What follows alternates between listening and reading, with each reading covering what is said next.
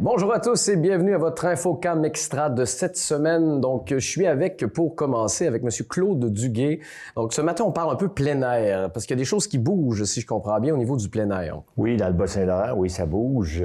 Alors, on a eu récemment notre deuxième forum régional des intervenants de plein air. Ça s'est tenu à Rimouski il y a environ une dizaine de jours. Donc, ça a été un succès. On avait une très, très bonne participation. On a eu 96 participants. On avait eu 72 lors du premier en 2019. Donc, 4 ans plus tard, ça se dément pas l'intérêt là, pour le plein air. L'intérêt est encore là, il est même encore plus grand. Et ça, c'est des gens d'un peu partout dans le Bas-Saint-Laurent, je comprends bien. Oui, c'est la région donc administrative du Bas-Saint-Laurent. Ça veut dire que ça couvre 8 MRC de Matane jusqu'à la Pocatière et puis jusqu'au Nouveau-Brunswick, mais non. Oui. Et qu'est-ce qu'on parle dans une concertation comme ça? Hein? Bien, ça regroupe beaucoup de types d'intervenants. Ça va des parcs, par exemple, municipaux, où il se fait du plein air. Ça va jusqu'à les clubs de ski, les installations de vélo, les installations il y a des entreprises à but non lucratif, il y a des entreprises à but lucratif. Donc, dans la région, on a quelques pourvoyeurs en tourisme d'aventure, ils sont là. On a plusieurs intervenants municipaux, évidemment. Et puis, on a des corporations privées, on a les parcs nationaux qui sont là, les parcs régionaux sont là. Donc, pas mal tous les intervenants, les milieux scolaires, évidemment, parce que le plein air les intéresse et les professeurs sortent avec leurs élèves. Alors, dans le fond, le premier mandat, c'est un peu de concerter les intervenants du milieu, c'est-à-dire qu'on a une table régionale d'une 20aine de personnes.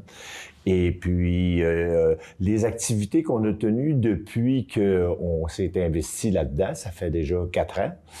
Il y a par exemple l'automne dernier un festival plein air qui s'est promené dans la région pendant un mois.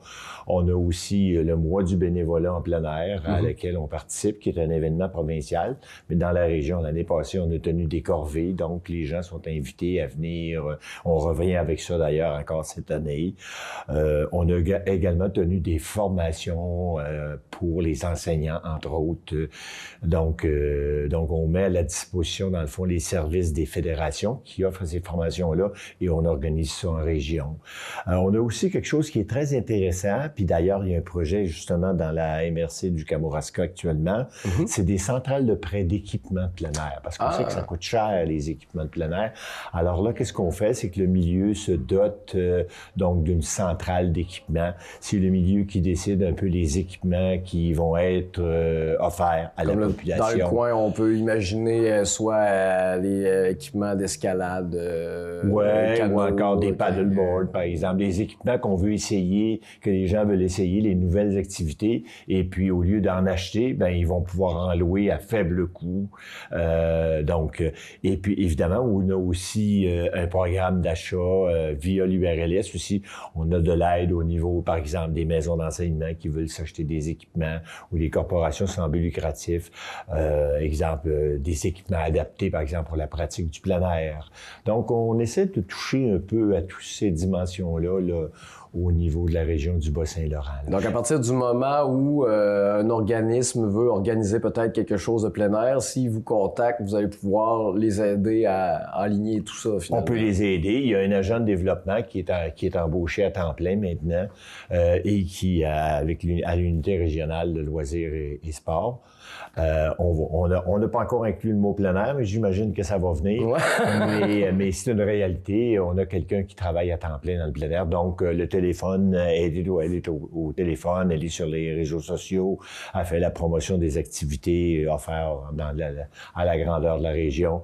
Donc, on essaie d'être assez dynamique et puis ça fonctionne bien. À date, on a beaucoup de succès. Là. Qu'est-ce qu'il y a de nouveau qui apparaît dans le plein air comme nouvelle mode ces temps-ci? Hein? Bien, dans les activités, la pratique des activités au niveau de la région, je dirais qu'il y a 2 activités qui se démarquent. Le fat bike, c'est quelque chose qui est assez en demande, qui est assez populaire. Les gens veulent essayer ça, les gens veulent voir. Et puis, la planche à pagaie, ce qu'on appelle le SUP. OK.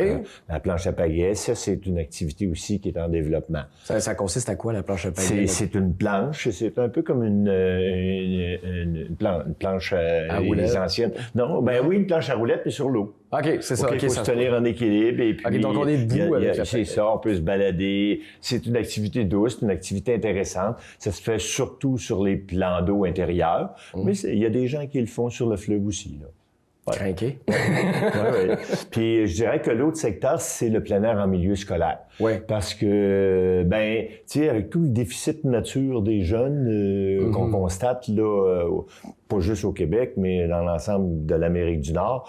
Donc là, on met beaucoup d'efforts à amener les jeunes, à leur faire découvrir que ça peut être le fun, que ça peut être agréable. La vraie forêt est encore plus belle que sur une console, en fait.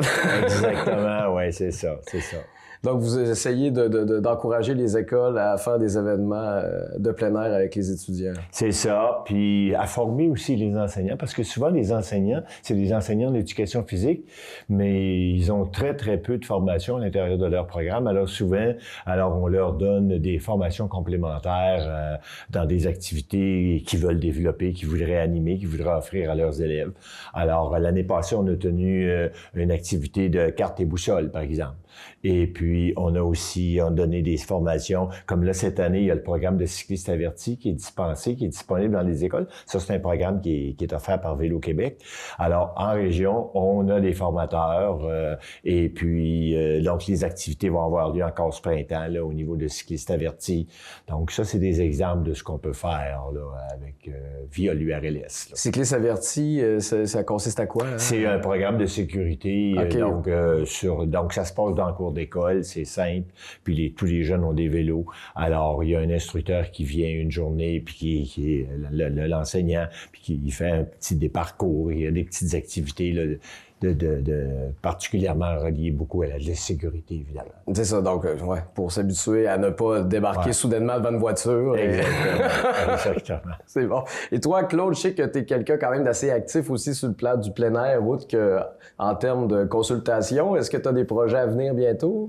Ben, j'ai toujours des projets à venir, mais là, moi, personnellement, en plus de l'URLS, je suis beaucoup impliqué avec Rando Québec, donc qui est l'ancienne Fédération de la marche. Fait que dans la région, on a encore des projets de développement, évidemment, là, qui vont très bien d'ailleurs. Là, on vient d'être justement financé par le gouvernement du Québec là, pour les 2 grands réseaux. On a 2 grands réseaux dans la région ici du Bas-Saint-Laurent. On a le SIA, le Sentier international des Appalaches, et on a le Sentier national. Les 2 sont même fusionnés maintenant. Et puis, donc, on va procéder au développement, une phase de développement importante au cours de la prochaine année. On a eu justement un budget de 2,7 millions là, pour l'ensemble du Québec. Ça concerne 9 régions du Québec, ça, le Sentier national, dont évidemment le Bas-Saint-Laurent et la Gaspésie. Donc, cet argent-là, c'est au niveau de l'entretien de ça va être au niveau de l'entretien, puis de l'amélioration des services, hébergement, soit en tente, soit en camping, soit en refuge, et puis évidemment tous les services annexes qui vont avec ça, mais oui, ça inclut aussi de l'entretien. Là. Ben écoute, Claude, merci beaucoup. Je pense qu'on a redonné le goût au plein air et on a rappelé aux gens que c'est possible très rapidement, juste à côté de chez soi. Oui. Puis si vous allez voir, vous allez consulter sur le site web de l'URLS, donc où vous allez trouver les coordonnées là, de notre agent de développement. Là, et puis, n'hésitez pas à nous contacter. Merci, Claude. Je te souhaite une belle journée. Merci. Donc, je suis présentement avec Sylvie et Colette du Cercle des fermières. Donc, avant de parler de projet pour monsieur, madame, tout le monde, le Cercle des fermières, donc c'est encore présent. Qu'est-ce que ça regroupe finalement, ce cercle-là? Bien, le Cercle des fermières, ça regroupe des femmes, en fait.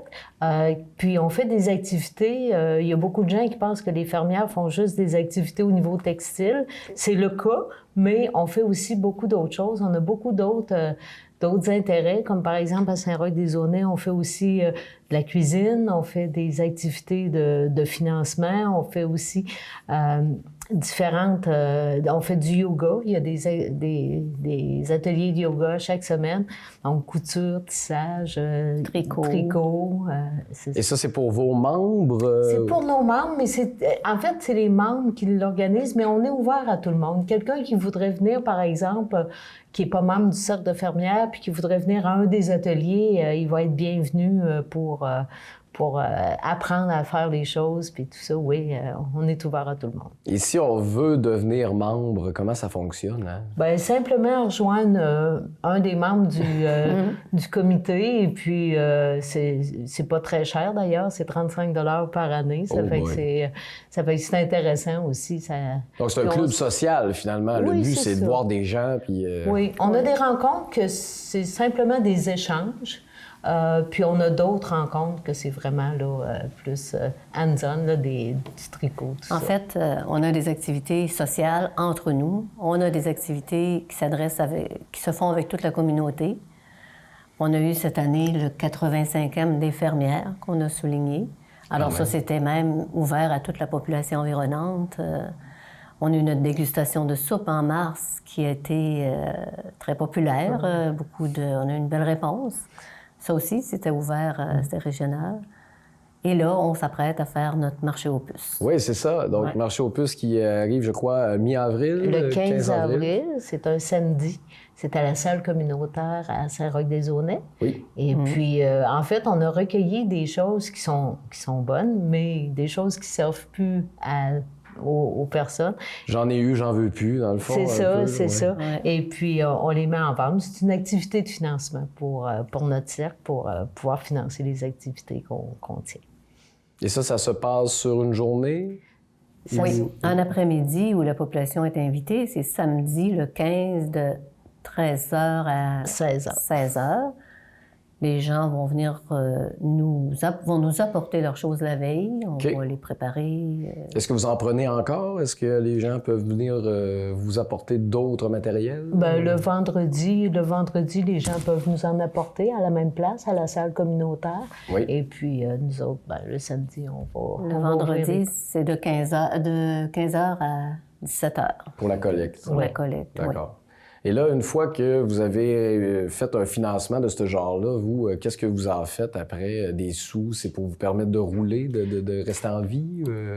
Oui, bien, ça nous permet de faire des activités, comme par exemple les activités qu'on tient avec les jeunes. Souvent, on va fournir le matériel. Oui. Bon, ça fait que ça va nous permettre de payer le matériel. Ça va être différentes choses comme ça.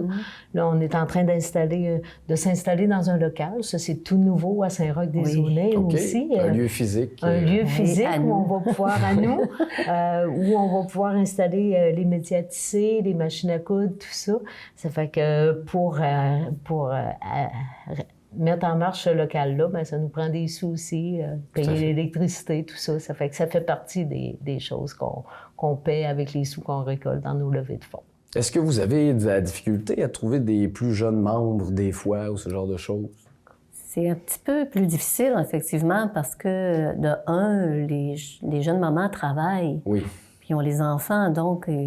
Il y a de l'intérêt, mais... Avant la retraite, c'est un peu compliqué à mettre d'un horaire. Mais on en a oui, on a quelques-uns de jeunes, là.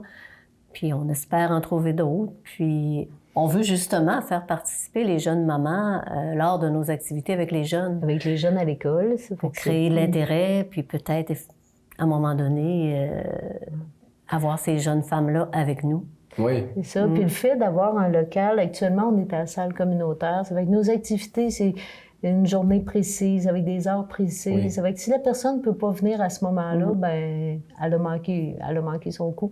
Alors qu'avec un local, ben là, si on veut tricoter ou aller tisser ou aller coudre, ben ça va être quand ça va être possible. Ça va donner beaucoup de flexibilité. Puis ça va nous aider aussi à recruter des nouvelles membres. Ah oui, sûrement. Puis les métiers, bien, ça va être un petit peu nouveau. On en avait des métiers, mais on n'avait pas un local aussi intéressant. Là. Alors là, on va acheter de nouveaux métiers. On espère s'installer en septembre prochain avec des nouveaux métiers, avec nos machines à coudre, avec des tables bien installées, de façon à ce lorsqu'on arrive au local, tout est prêt. Oui. On travaille, on fait les ateliers qui nous intéressent, puis je pense que ça va être beaucoup plus agréable pour tout le monde. C'est un projet intéressant qui s'en vient comme ça. Oui. Et si jamais, tu sais, moi, ce que j'entends souvent, le cercle des fermières, on a un peu de cliché, là, des fois. Là, je veux pas. Déjà, le mot fermière, il y en a qui font « Ah, ben moi, je suis pas fermière. » Donc, qu'est-ce que vous auriez à dire à ces gens-là pour qu'ils comprennent un peu mieux qui vous êtes, en fait?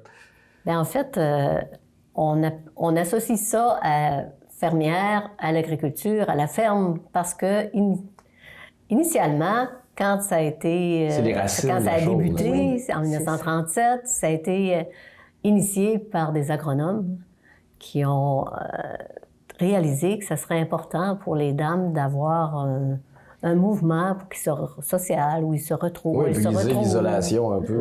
Oui, briser l'isolement, puis partager, échanger. Au début, on échangeait beaucoup de recettes. On échangeait Oui, il y a des livres de recettes des cercles fermières un peu partout au Québec. Oui. Puis aussi, les agronomes ont donné beaucoup d'informations aux dames fermières dans les débuts parce que pour les jardins, pour les potagers, pour les conserves par la suite. Alors tout ça, ça a débloqué dans différentes sphères. Oui, il y a eu l'artisanat, la couture, le tricot, la broderie, le tissage, la cuisine, et beaucoup d'éléments là, qui se sont greffés, qui se sont rajoutés à ça, mais c'est pas que pour les fermières. En fait, dans notre cercle, on a des professeurs, des commis, on a des ingénieurs, on a toutes sortes de métiers qui font maintenant partie des fermières. Donc, c'est pas réservé aux fermières. C'est juste une termination, finalement. C'est une terminologie. Historique. Et là, cet été, d'autres projets à venir qu'on peut vous voir? Bien, à l'été, oui, on tient notre exposition. À chaque année, on fait une exposition. Oui. Et puis, on la tient durant la Semaine du patrimoine à Saint-Roch-des-Aunais. Donc, on a 4 jours où il y a un local où les créations des fermières sont exposées. Et puis, il y en a qui sont disponibles à la vente aussi. Oui, on a un comptoir de vente. Oui, c'est ça. Oui, parce que pas si vous créez, vous travaillez les textiles, ça donne des produits. Oui, c'est ça, tout à fait. Donc, en général, est-ce que les gens préfèrent partir avec leurs produits ou les vendre? Oh, ça dépend des gens. On laisse ça à chacune de décider qu'est-ce qu'ils font avec leurs choses. Bon. Ben, une belle gang, donc ne pas se gêner pour venir voir vos projets. Puis je vous souhaite avoir beaucoup de plaisir dans votre nouveau local bientôt d'ailleurs. Ben, merci beaucoup. Et on n'oublie pas l'événement du 15 avril. Merci beaucoup. La marche aux puces, en après-midi. Oui, bonne journée. Merci. Je suis donc avec Jacques Bérubé. Aujourd'hui, on parle du projet de l'économie sociale. Moi, j'achète. Donc, qu'est-ce que ça mange en hiver, ça? En fait, l'initiative, on parle d'une initiative, l'économie sociale J'achète. C'est une initiative qui a été mise en place par le pôle d'économie sociale de l'île de Montréal, qui s'appelle le CESIM. En fait, c'est le Conseil d'économie sociale de l'île de Montréal, en 2013. C'est pour, en fait, évidemment, stimuler l'achat d'institutions publiques auprès des entreprises d'économie sociale. Donc, on parle des organismes à but non lucratif avec volet marchand et les coopératives. Et donc, ça a été mis en place en 2013. Bon, évidemment, on sait qu'à Montréal, le bassin d'acheteurs publics et le bassin d'entreprises d'économie sociale n'est pas celui du Bas-Saint-Laurent. Non, effectivement. Ça a donné des résultats assez incroyables là, depuis plusieurs années. Bon, évidemment, il y a eu le ralentissement à cause de la pandémie, comme dans à peu près partout. Ouais. Moi, je suis directeur du pôle d'économie sociale depuis 7 ans. Puis je dirais que le projet d'implanter l'initiative de l'économie sociale dans le Bas-Saint-Laurent était dans notre plan d'action depuis 3 ou 4 ans, mais on n'arrivait jamais à le faire.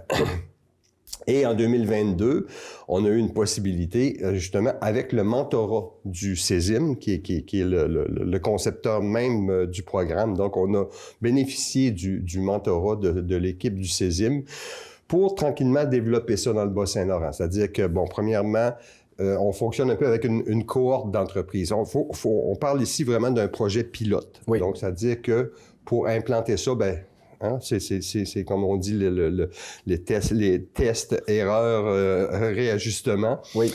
Et donc, on devait former une cohorte. On pouvait aller jusqu'à 14 entreprises. Finalement, on en a eu 11, un peu partout sur le territoire. Donc, il y a 8 MRC dans le Bas-Saint-Laurent. On en a de 7 MRC sur 8. Ah. Et une fois que cette cohorte-là a été montée, une cohorte d'entreprises, bien là, il y avait tout un plan de formation. Premièrement, ça prenait des entreprises qui étaient en développement de marché, qui voulaient aller vers les marchés des institutions publiques. Oui. Et par la suite, une fois que ces entreprises-là ont été recrutées, il a fallu faire des démarches, expliquer un peu le programme. Là tu pars, t'expliques quelque chose qui n'existe pas encore. Oui, c'est toujours un peu flou dans ce temps-là. C'est ça. Ben oui. Puis bon, c'est sûr que les entreprises voyaient les avantages parce que les entreprises d'économie sociale, comme n'importe quelle entreprise, ils visent la rentabilité, ils visent le maintien des emplois, ils visent le développement de marché. Mm-hmm. Donc, ils voyaient les possibilités. Il y avait tout un programme de formation qui est associé à ça. Il y a 5 formations qui se sont données de octobre jusqu'à la semaine prochaine en avril. En lien avec les 11 oui, participants. Oui, c'est les 11 entreprises qui ont suivi cette formation, ce programme de formation-là qui a été mis en place justement par le CESIM à Montréal avec l'École des entrepreneurs du Québec. Maintenant, il y a un campus de Bas-Saint-Laurent, l'École des entrepreneurs qui est à Rimouski. Donc, ces entreprises-là ont suivi une série de 5 formations, marketing, le plan de valeur, l'appel d'offres. Bon. Et puis, bon, évidemment, on a formé notre cohorte d'entreprises, mais il fallait aussi stimuler aller chercher les institutions publiques qui voulaient embarquer dans le projet pilote. Donc, dans le fond, s'engager à acheter davantage en économie sociale. Comme je disais tout à l'heure, évidemment, Montréal, tu te retournes, puis il y a 5 institutions publiques à côté de toi. C'est pas le cas ici. Donc, nous, on a visé vraiment les villes de centralité et les MRC et les institutions publiques comme les cégeps, l'UQAR, tout ça. Ça a été long, parce qu'évidemment, c'est une sollicitation. On fait une sollicitation qui n'est pas nécessairement engageante au niveau financier, mais c'est une sollicitation. Sollicitation. Donc, on se ramasse souvent sur le dessus de la pile. Ah oui, c'est intéressant le projet, mais il y a un autre qui rentre, il y a un autre qui rentre, il y a un autre qui rentre. Oui, chacun a leur réalité. Oui, c'est ça. Tu es en contact très régulier avec les MRC et je sais que ces gens-là, ils abattent beaucoup de boulot. Non? Mm-hmm. Mais je dirais que dans le Bas-Saint-Laurent, le terreau était vraiment fertile pour mettre en place ce programme-là parce que justement, les gens dans les MRC, les villes de centralité sont très conscients des impacts de l'économie sociale dans notre milieu, dans le Bas-Saint-Laurent. Et là, tout ça, ça vient de débuter. Est-ce qu'il y a un certain nombre de temps avant d'en tirer des conclusions avec les 11 premiers? Oui, bien évidemment. En fait, le projet a commencé à l'automne 2022. Mais là, c'était, former la cohorte, développer le programme de formation, faire l'horaire, puis tout ça. Et les partenariats se sont conclus au fur et à mesure que ça avançait. Et on a fait le lancement des partenariats. Donc, on a 18 acheteurs publics, donc les 6 MRC sur 8. Puis on dit 6 sur 8, mais on est convaincu que les deux manquants. Ben non, ouais. C'est pas un refus, c'est comme question de temps. Mm-hmm. Ils vont suivre la parade. Les villes de centralité, on les a pratiquement toutes. Puis l'UQAR, les cégeps. Donc, en fait, on peut parler d'une activité qui s'est créer des maillages entre ces institutions publiques-là, ces acheteurs publics-là, et les entreprises d'économie sociale. Il faut bien comprendre que les 11 entreprises qui ont formé la cohorte, c'est un projet pilote. Donc, ces 11-là, on peut dire qu'ils représentent l'ensemble de l'économie sociale du Bas-Saint-Laurent. Oui, pour l'instant. Qui veulent évidemment aller sur ces marchés-là, parce que c'est pas toutes les entreprises d'économie sociale qui visent à développer leur marché. Faut avoir les ressources disponibles, faut avoir les produits. C'est pas tous les produits et services non plus qui répondent aux besoins de certains gesteurs publics. Mm-hmm. Non, c'est sûr. Mais En gros, en tout cas, on est très satisfait. Je dis pas que ça a été facile, parce qu'à un moment donné, on se disait, comme justement, on avait une réunion de toutes les... Parce qu'il y a 22 pôles d'économie sociale au Québec. Il y en a 6 qui sont impliqués dans ce projet-là. Donc, on peut parler d'un pôle porteur et un pôle preneur. Dans notre cas, le pôle porteur est le 16e à Montréal. Nous, on est le pôle preneur, donc c'est comme un peu nos mentors, nos formateurs, ils nous parlent, bon, ils nous font profiter, je dirais, des expériences antécédentes. Eux autres, ils ont parti cette année leur 6e cohorte. Nous, on part de notre première. Ouais. Évidemment, eux autres, et de un, comme je me répète, mais il y a un bassin d'entreprises. Ouais, il y en a qui reviennent parce que, premièrement, il y a un roulement de personnel. Puis, nous, il va en avoir d'autres, ça c'est sûr. Mais maintenant, on a une expérience. Premièrement, on a 11 entreprises qui sont en mesure de témoigner de leur expérience. Qu'est-ce que ça a voulu dire pour leur entreprise? Oui, on a un référent pour les prochains. C'est ça, exactement. Puis on a un programme formation qui est créé.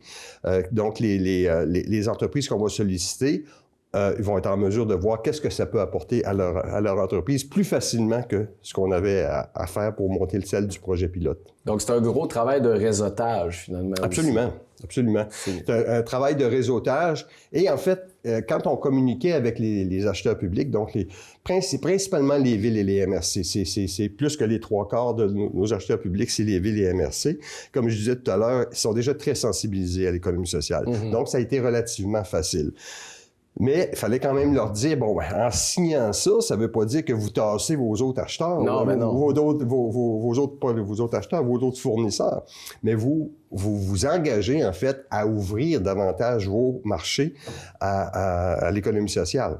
Puis, il y a toutes sortes de choses qui vont suivre. Il y a sur notre site Internet, économiesocialebsl.com, il va y avoir une section vraiment réservée au projet L'économie sociale j'achète. Il va y avoir une espèce de répertoire des entreprises qui font partie de ça, avec leurs services, les liens, évidemment, vers leur site, puis les personnes contacts, puis tout ça. Puis donc, ça va être un work in progress. Au fur et à mesure qu'il y a d'autres entreprises qui vont joindre l'initiative L'économie sociale j'achète, ça va faire en sorte aussi que, en fait, ça va améliorer les relations d'affaires entre les acheteurs publics et les entreprises d'économie sociale. Superbe beau projet, en espérant que ça puisse continuer à faire des petits. Je te remercie beaucoup. On travaille fort pour ça. C'est bon. Sur ça, c'est ce qui termine l'Infocam Extra de cette semaine. On se voit la semaine prochaine. Merci beaucoup encore. Merci.